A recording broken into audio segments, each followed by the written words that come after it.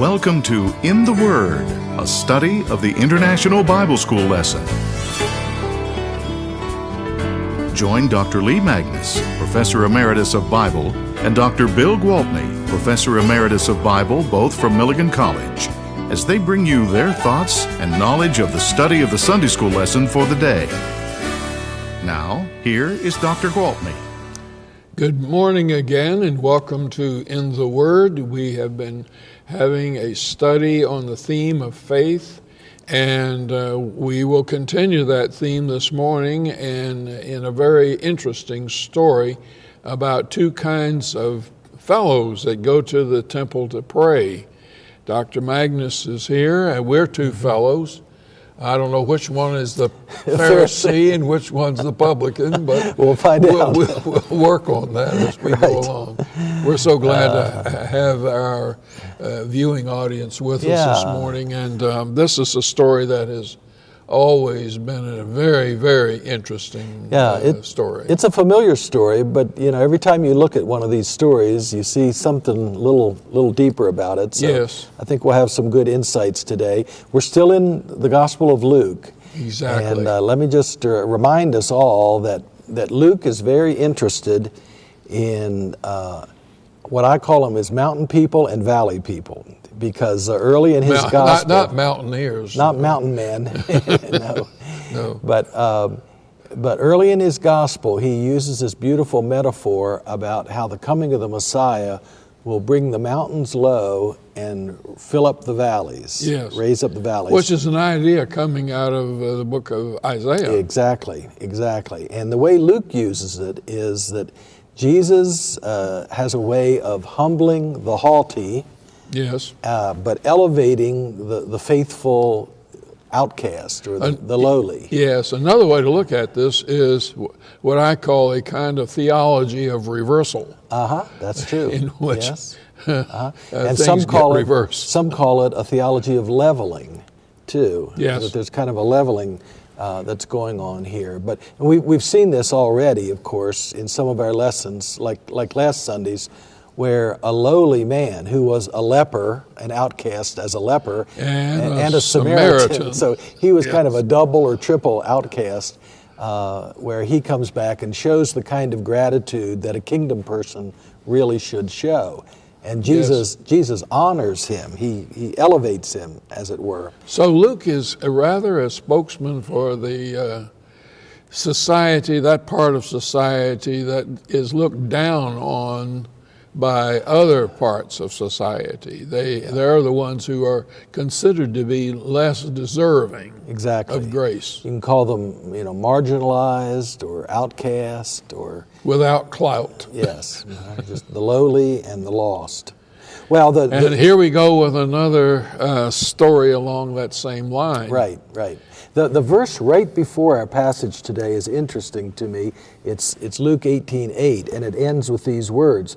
And yet, when the Son of Man comes, will he find faith on the earth? Will Jesus find faith? And if so, where will he find it? And the answer seems to be in Luke's gospel, he finds it in surprising places. Yes. Yeah, he doesn't find it in the Jewish lepers who are healed. He finds it in a Samaritan leper. Yes. And today we're going to see that he doesn't find it in where you expect to find it. A law-abiding Pharisee. He finds it in a publican who works for the Gentiles. Well, I'm glad we're going to talk about the Pharisees today, because this is, for many, many years, been an interesting subject to me. I worked on this way back in my graduate school days and continued to do that. So what is it that makes a Pharisee a Pharisee? Okay. In Jesus' day. Well, the Pharisee movement it seemed to have developed in the middle of the 2nd century before Christ. And they were individuals who had picked up the law, that is the 5 books of Moses, and the prophets, the law and the prophets. And they became, you might say, scholars of the written text and the implications of it. And they took the law as being sort of like a constitution for the Jewish people. Some of them may have been priestly or Levitical, but most of them were not. They were intelligent people who came from all parts of the diaspora and who then seemed to come back to Palestine. And they had a particular beginning theology, and it went like this. God has loved Israel above all the other people of the world, and he has expressed his love in giving the Torah. The law is a weak translation of the word, but Torah, instruction, on Mount Sinai to Moses, and that has been passed on through many, many generations up to our own time. And we're talking here about 100 years before Jesus. And it is, so to speak, God's great gift of his love for Israel. And what he wants us to do as a people is to love him in return by knowing the law, understanding the law, and keeping the law. So the original attitude of Pharisees was not what we would call just strictly legalistic. It was an effort to reciprocate God's love through obedience to the law that God had lovingly given his people in order to guide their lives and their relationship with him. Very well put. Yeah. And in fact, the word Pharisee in Hebrew, perushim, means those who are separated. Because the law draws, lines between what God's people should be and what the heathen or the non-Jews, to be more neutral about it, would do. And it had to do with idolatry as over against one God and many, many other specifics. And so they thought that if you know the law, study the law, concentrate on the separated, and then keep the law, that made you separated from the rest of the world. Consequently, we also remember many times throughout the latter part of Jewish history before the New Testament that Jews were called upon to keep themselves separated from what they considered pagan society. So it's important to remember that the original intention of Pharisees was not to be legalistic or judgmental toward others. It was to maintain a righteous relationship with God. Yes. But those attitudes frequently led to more negative consequences, didn't they? Well, of looking down they on other people. could look at themselves and argue among themselves, and sometimes they booted out some of their own, as Jesus was booted out. I mean, Jesus himself said, "If you love me, keep my commandments," which is a very Pharisaical kind of point of view. You love God, you obey. You obey. And so, but what happens when you separate yourself from the others so you don't become polluted by them? You start to say, well, I'm better than they are. So obedience leads to a comparison. With other people. Comparison with other people, and that is kind of a slippery slope that leads to the negativity that we're going to see in our story. There's today. a line there someplace between being a God lover who keeps God's law and thereby expresses love to God on one hand, and stepping over the line to say, these other people don't love God because they don't keep his commands, and that makes me better. So it sounds like here in our lesson today the Pharisee is bragging, but originally to say these things is not so much a bragging as it is an acknowledgement, a confession that I love God and I'm going to live by his law. Yeah.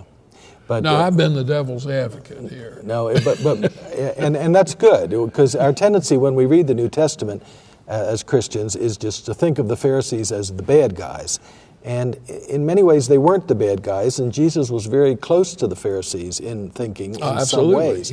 I think he was a rabbi. He's called rabbi. He's called rabbi, yeah. But what we, and this is helpful for us to realize too, for ourselves, that sometimes obedience can lead to legalism, and then legalism can lead to judgmentalism toward others, and what begins as a positive attempt to live a life in relationship with God leads to poor attitudes toward ourselves and toward other people. And we'll see that played out more in the story. Much so. Yeah. Let's talk about the publicans for just a second. Okay. Let's give them maybe not equal time. But now they're tax collectors, and there were two kinds of tax collectors. Of course, Rome is ruling now, and Rome wants to get taxes from all of its subject peoples. Right. And there were two main ways in which they did that. One was to collect a tax every year just for living in the empire. You could call that a head tax or a poll tax. Yes. It was just a yearly tax. Of course, people hated that, but you kind of expected it. Then there were these publicans, and they were more like collecting excise taxes or tariffs on the transportation of goods over Roman roads. Right. And there's nothing new about that. I can demonstrate that.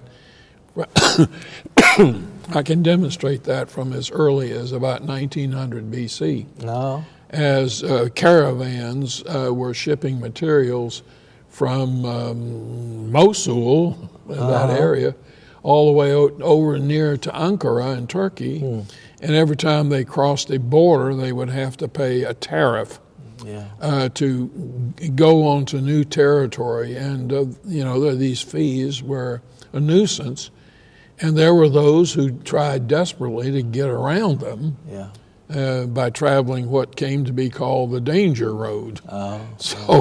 Well, we still pay. We still have to stop on some interstate highways and toll roads. And I grew up right close to Toll Gate Road, is what it was called. It was still the name of it. Toll Gate Road. And if you were a farmer and you wanted to drive your farm wagon from Bel Air, Maryland to Baltimore, Maryland to sell it at the market there, you passed a turnpike. You passed a place where there was a pole across the road. Yeah. And you stopped and you paid a little toll, and then they opened the gate and you went on to Baltimore. Right. So I remember the West Virginia Turnpike. Oh boy.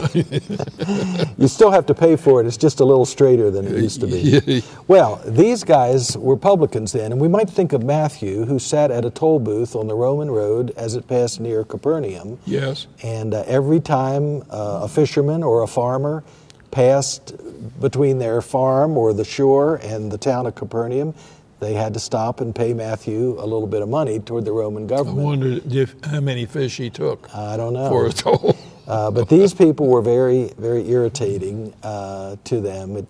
It got burdensome after a while. So these people couldn't be more different. They are the same religion. They are the same race. They're Jews. Yes, this publican is obviously a Jew. And he's an observant Jew because he's at the temple praying. Yes. But he works for the Gentiles. He works for the Roman government. Which no Pharisee would. The text doesn't say anything about this. But we know from their documentation and the stories about them that no self-respecting Pharisee would have dealings with these other people. Right. In fact, the Pharisees several times in the Gospels chide Jesus for hanging out with tax collectors and sinners. Now, publicani is the term I think that we would associate with them, and this is publicans, not republicans. That's true. And they have nothing to do with one another. Yeah. But there was a class of people, they were like knights. They were not the nobility, particularly in Rome, but they were a very heavily commercially oriented group of people. So that's why our text will use the term publican of them outside of Rome. It's the same kind of social leveling. And to compare them finally to the Pharisees again, as the Pharisees were separated from those who did not worship God and did not obey God's law, here the publicans are in public. Out right? in the public. They're out in the public, Yes. making contact with these very Gentiles that the Pharisees avoided. Exactly. So let's get to the text. All right, let me read the text here, and then we'll come back and see how the text illustrates what we've been talking about. So this is Luke chapter 18, beginning in verse 9. To some who were confident of their own righteousness and looked down on everyone else, Jesus told this parable. 2 men went up to the temple to pray, one a Pharisee and the other a tax collector.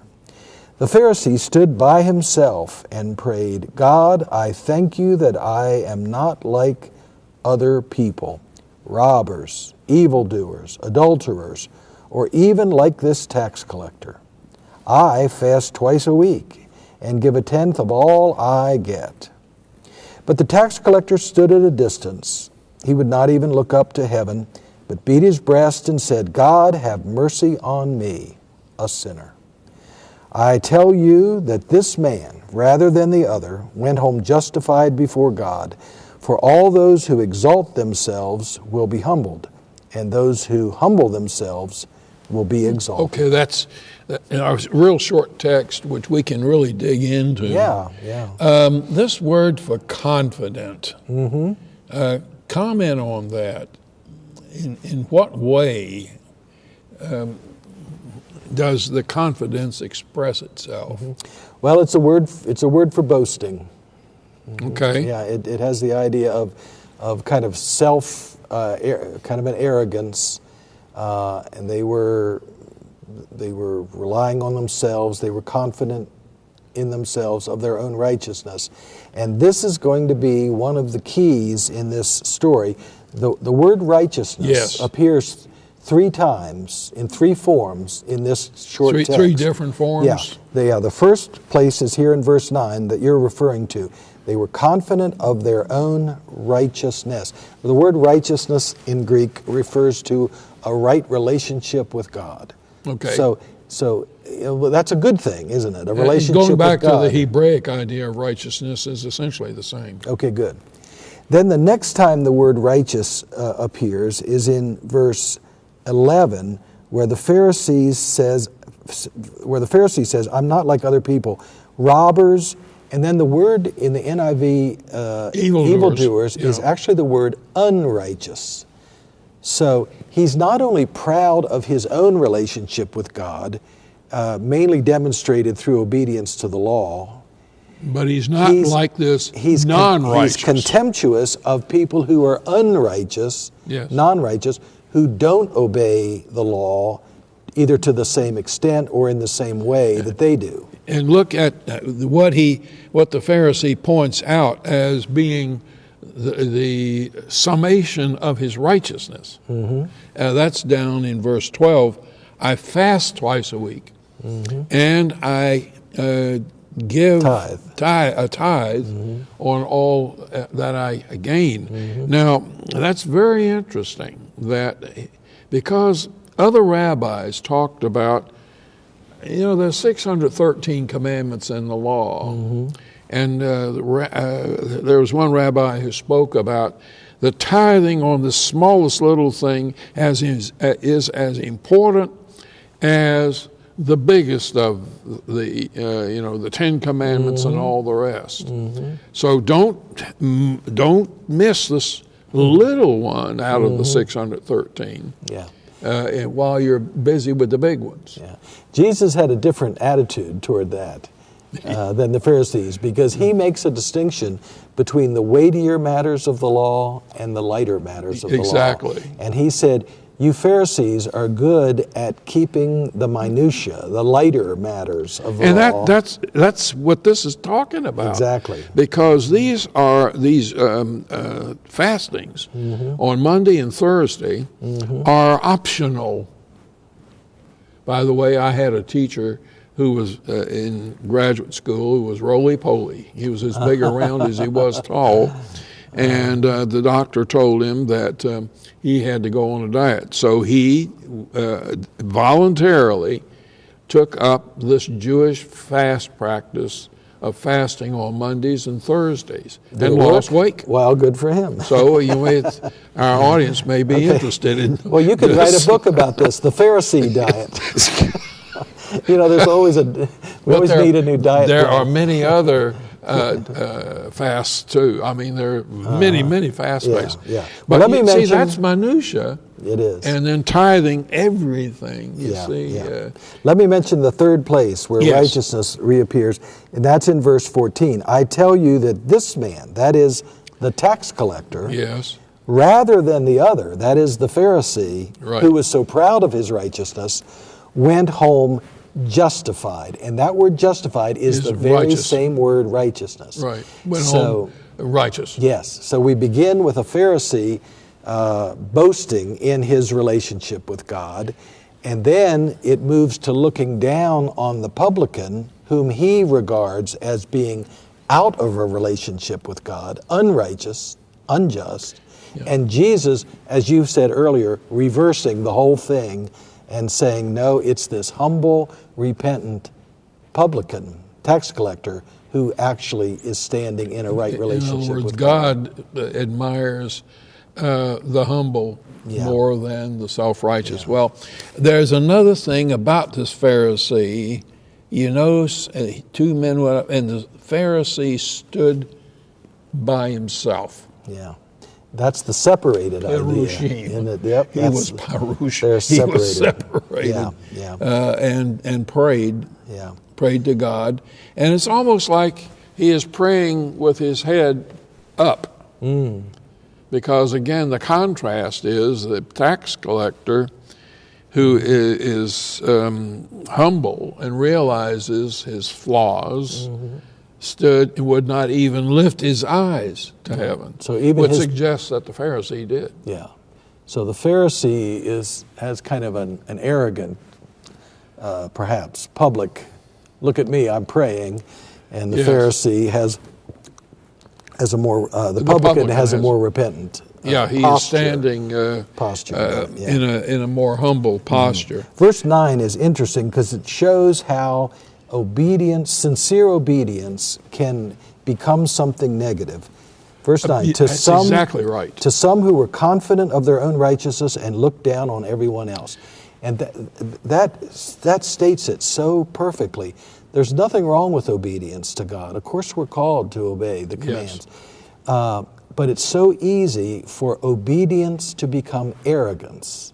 And There's a line there somewhere. There's a line there. It's easy. It's not a clear line. Sometimes it's easy to go over that line, Yeah, and turn and become arrogant. Right. So there's a line between obedience and arrogance, and then the next step is even worse, it seems to me, where arrogance, that is my own self-inflated view of my own righteousness, becomes a matter of comparison with other people, with another person, yes. and leads to contempt and despising other people. I love this word here. The word that's translated "look down on" in verse 9. Yes. In Greek literally means treated as nothing or viewed as nothing. Zero. Yeah. Nada. Nothing. Zilch. Zilch. Right. That you're a nobody. Well, obviously, the title of the lesson today is Humble Faith. And I think this is something that behooves us all to take to heart, because we all want to please God. We all want to do the right thing. We all want to be righteous. But as you put it so well, to be righteous sometimes can make us not sensitive to others that we consider to be less righteous, and we can all fall prey to that. Yeah. Well, we were raised in churches which valued restoring God's way of being His people. And I claim our heritage. I celebrate our heritage. Exactly. I think it's a wonderful thing. I was so glad I was influenced by that from an earlier time in my life. But I think both of us have lived long enough to know that our sincere efforts of the movement of which we're a part, our sincere efforts to restore the church and restore our lives according to God's expectations has led to a kind of pride of place in God's eyes that allows us then to look down on other people who don't do it quite the same way. Easy to become a Pharisee. I think so, and be aloof. Yeah, and I think we need to maintain an attitude of humbleness, not to forget about obedience, not to forget about our efforts to restore the church. If you love me, keep my commandments. Exactly. And we're trying very hard to do that. We don't want to give up on that, but we do want to try to stop short of allowing our obedience to the Word of God from becoming the kind of arrogance and self-congratulatory spirit and then contempt toward others that this Pharisee fell prey to. And of course, the poor tax collector says, "Have mercy on me, the sinner." Yeah, the Greek word "the" is there. That's in verse 13 that you're reading. Another thing it needs to be, I think, made sharper in our understanding is right at the end. For we get the impression that here's a generality speaking about people in general, but actually it is speaking of each one of us, isn't it? It is. It is not in the plural. No, in the NIV it's written in the plural, and you're referring to verse 14. Yes. And it's in the singular. For each one who exalts him or herself will be humbled, and each individual who humbles him or herself will be exalted. So right. it really comes down to our individual relationship. Yeah, it's not with something God. For the crowd out there. Right. It's for each one of us. That's a good point. You know, another thing that strikes me here is that the Pharisee and the publican are so much alike. They're in the same place, the temple, doing the same doing thing. the very same thing, praying, probably in the same even area of the temple, the court of Israel, perhaps. At any rate, everything is the same except their attitude. Except their self-image. Yeah, their attitude toward God, their attitude toward themselves, and their attitude toward others. It all comes down to attitude. And I think that's a helpful reminder to me that I can be doing the right things, but with the wrong attitude. And if I have the wrong attitude, it kind of undermines the right actions that I'm doing. Yes. Yeah. This is a very powerful lesson, and it's, I think, found only here in Luke. It is. And Luke, again, has really driven home the idea that sometimes, God favors those that seem to be farthest away from Him, like a publican. Yeah, good point. Well, we're out of time, but we do hope this discussion has been helpful to you and will be contributing to your closer walk with the Lord Jesus in humility. Come back and be with us next week. We'll continue in this topic and this book once again. God bless you. This has been In the Word, a study of the International Bible School lesson with Dr. Lee Magnus, Professor Emeritus of Bible from Milligan College, and Dr. Bill Gwaltney, Professor Emeritus of Bible of Milligan College. Join us again next week for another lesson from the International Bible School lesson text. This has been a production of the First Christian Church Television Ministries.